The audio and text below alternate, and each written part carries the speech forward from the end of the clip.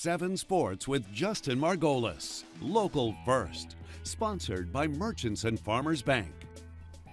Good evening, everyone. I'm Justin Margolis. Weather delayed the Lake Arthur versus Elton game yesterday, but the rain can't take our football away as the game was rescheduled for earlier today. Straight to the second half we go as Elton trails by 13. Jaden Ross gets loose outside the pocket and finds an open Damian Galloway, putting the Indians in the red zone. That throw would then set up DeMarcus Jack for a 5-yard scamper into the end zone, making it 13-7 Lake Arthur. Later in the second half, Ray Levi gives a Lamar-like shimmy shake and bolts up the sidelines for a huge gain for Lake Arthur that would set up the Tigers for a touchdown.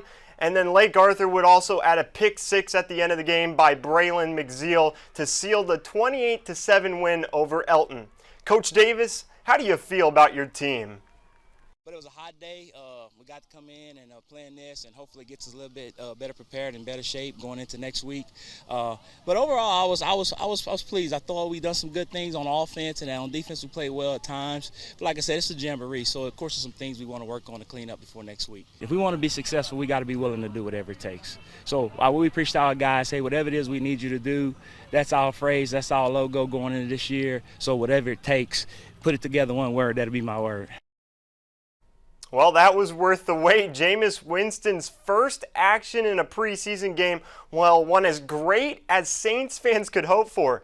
Dennis Allen stated he wanted to share his starters to get through a nice long drive, and well, Jameis leading the way for the Saints offense looked organized and dangerous. 9 plays, 75 yards, ending with a Mark Ingram touchdown. On his only drive, Jameis completed all 4 of his throws.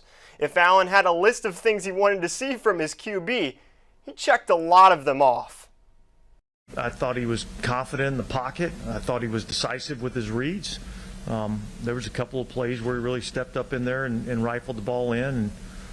So I was impressed with what he was able to do. It was good to see. I was happy we had a great balance of the pass and the run, but like my gratitude for being out there is way more important than completing passes. Like I had a season where I didn't finish, so I'm thankful. That means a lot more to me than completions. And the Astros were back in action against the Orioles.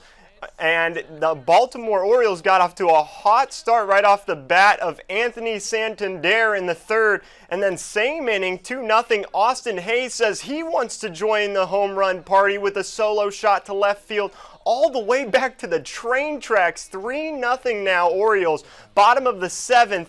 And if anyone can bring back the Astros, it's Yordan Alvarez, who drives a single to right center, bringing in Jose Altuve.